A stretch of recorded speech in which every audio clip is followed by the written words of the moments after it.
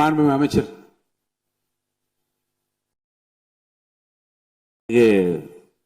பேரவை தலைவர் அவர்களே, வாய்ப்பை வழங்கிய தங்களுக்கு என்னுடைய நன்றியை தெரிவித்துக் கொள்கின்றேன். இன்றைக்கு மாண்புமிகு முதல்வர் அவர்களுக்கு பிறந்த நாள்.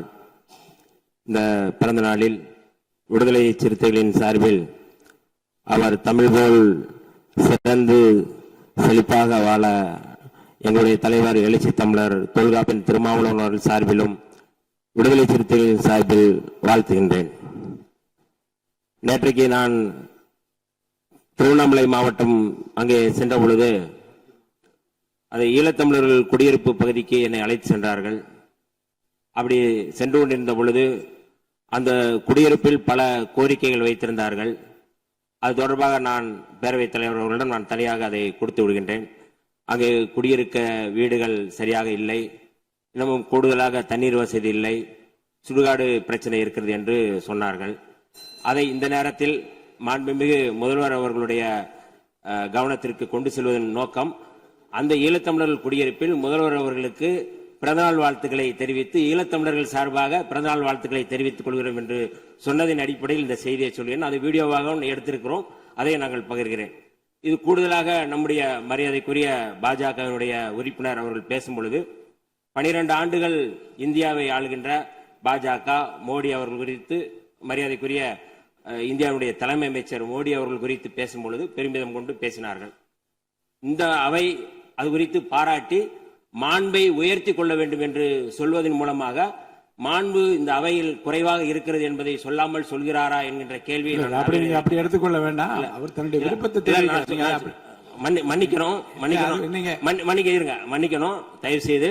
ஏனென்றால் தமிழ்நாட்டுக்கு தேவையான நிதி, நான் ஏற்கனவே நம்ம தேசிய கல்விக் கொள்கை 2020 இந்த அரசு மாண்புமிகு அமைச்சர்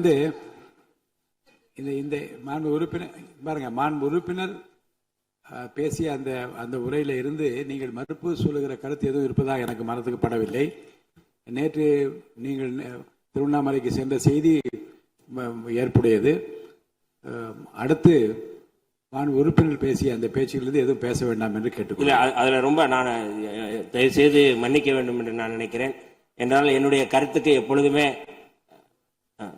அதுல என்னன்னா, நான் அனைவருக்கும் கல்வி திட்டத்தின் இயக்கத்தின் மூலமாக தமிழ்நாட்டிற்கு நியாயமாக கிடைக்க வேண்டிய 3458 கோடி ரூபாய் ஒதுக்க வேண்டும், அது தர வேண்டும் என்கின்ற கோரிக்கை தமிழ்நாடு தொடர்ந்து நம்ம கோரிக்கை வைக்கின்றோம்.